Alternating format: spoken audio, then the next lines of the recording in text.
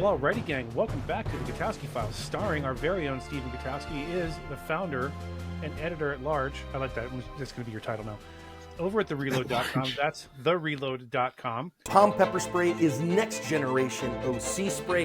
It's hot at 1.4% major capsaicinoids, and its modular design means you can customize it exactly to you. 3 different setups, lots of different color combinations. You can make it exactly as you like. And the flip top safety prevents accidental discharges. It's 10 to 12 foot range and 25 half-second blasts.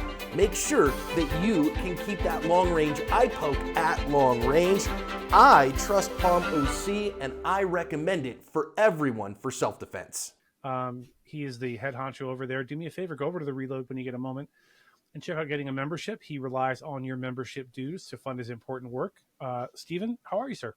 I'm good. I think editor at large, usually that means in the industry, like you don't work there full time, but listen, you it sounds cool. Don't come at me with all your facts and You proper nomenclature. Like large editor, maybe. You're a lot less large than you were a year ago. That's good. Yeah. More hair. Yeah. The hair is definitely larger. I think our viewers and listeners need to know that every week before we start, Stephen mocks my lack of hair and his beautiful, gorgeous, luscious, curly locks, and he makes me feel bad about myself. That is not at all true. Every week. Bald is beautiful. I have no, the bald with a beard look on a man, like man of our age, that's a solid look. I mean, look at basically every action star out there. It's true. Jason Statham, Bruce Willis. There was an episode of Curb Your Enthusiasm where Larry David is talking to a police officer who shaved his head, and he's like, "I'm bald just like you." And Larry David's like, "No, that's a look you're cultivating. I have to do this. I have no choice. That's how I feel. This is bald privilege. What is it? Cultural appropriation. Yeah. Of bald people. Yeah, this happened in 2006. I woke up and went, "Yeah, no, let's go." Just off it went. So, all right, this is worse than sports talk. No one wants to hear hair talk. Hair talk. This is a stylist podcast now. If you want to hear Hair Talk podcast with Steve and Mike, let us know, and we'll consider doing that as a side gig. So this week, we wanted to first talk about who you just had on the Reload podcast. Talk to us about that. Yeah, we had this one's been pretty controversial, pretty heated debate, as you might imagine from the topic here. But we had Matt LaRosa. Matt, I always get everyone's name wrong. Sorry, Matt. But Matt LaRosier, who is a gun rights lawyer in Florida. I'm pretty sure I still pronounced it wrong. He runs a channel called Fudbusters on YouTube, but he's a prominent gun rights lawyer and activist. And he was the one who wrote for us. We talked about this topic a little while back on our show here, but there was a federal judge who ruled that nonviolent illegal immigrants are protected by the Second Amendment under the Bruin standard, the history and tradition standard set by the Supreme Court in Bruin. So he argued that was the correct reading. And so we had him on the podcast to do a little bit of a deeper dive into that issue, because it's obviously one, especially on the right, where, you tend to have a lot of the political coalition of the right has gun rights in it, but also border security and is general opposition to illegal immigration. Or people who've overstayed visas or crossed the border illegally, what have you. And so this is an issue where you see those two things kind of colliding. And so there's a lot of heated opinions on it. And I figured it would be good to have Matt on and give him a chance to fully flesh out his arguments. And I think it was a good episode. It's on YouTube and it's on anywhere you get podcasts as well. Very good. And if someone does join the Reload as a member, there's a possibility they could be on the show themselves, right? Without having to die like you have to do to be on my show. Absolutely. The standards are lower to be on the Reloads podcast as a member. It's anyone who wants can do a member segment with me. It's one of the better segments. We get to talk to our community, the people who are funding the work that we do at the Reload, and get some insight into. There's a lot of different people from different backgrounds and different interests, and it's always fun to do those interviews as well. I think we had one about a week or two ago, so Yeah, check that out too. Check out you also, of course, get the podcast a day early, the interview podcast. So there's that advantage as well.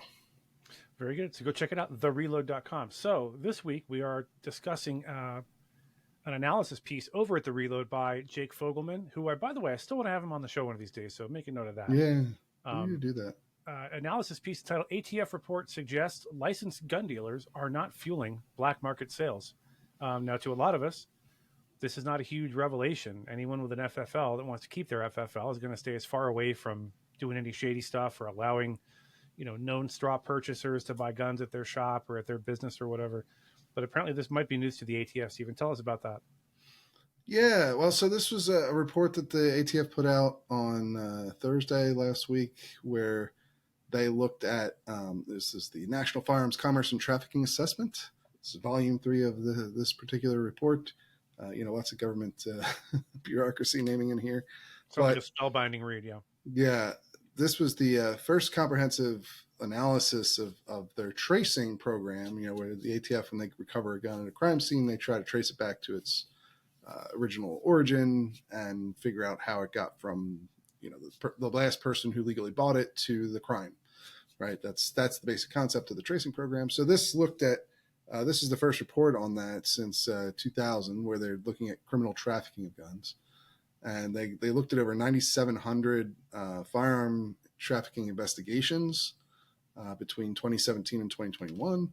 And they found that 1.6% of those cases involved an FFL, somebody with a federal license to sell firearms. And that works out to about 136 incidents. And that was obviously a very small percentage of the overall number of trafficked firearms. The vast majority of them came from straw purchases and unlicensed private sales. In all likelihood, an unlicensed private sale where the person understands that who they're selling to is not legally allowed to have the gun. Right. That's not in this report, but that's commonly what happens. Yeah, I was going to say, do we know, generally speaking, of the ones that were found to have involved in FFL, was it that the FFLs were in on it necessarily, or was the FFL the last stop that gun had before it went to the hands of a known criminal? Or can you kind of expound on that a little bit? Yeah, this was essentially situations where they determined that the licensed dealer was in on the trafficking, that they knew that was the purpose of these sales. And so, these are corrupt FFLs is what the ATF calls them in this report. So these are people who are, at least according to the ATF, are aware. I'm sure there's, I'm sure there's disputes over this in court over some of these cases, and the criminal likely resulted in criminal charges. But according to the ATF, these would be people who were FFLs who were aware. Obviously, all gun sales at some point originate with an FFL, with a federal firearms licensee, because new gun sales have to go through them. But of course, the time to crime, this is from a different report, but the ATF's time to crime, they put out a report every year on that. And that is usually around a decade. I think it's been a little bit sooner, more recently, but still around like eight years. So 8 to 10 years is usually how long it takes for a gun to go from first sale to being recovered in a crime.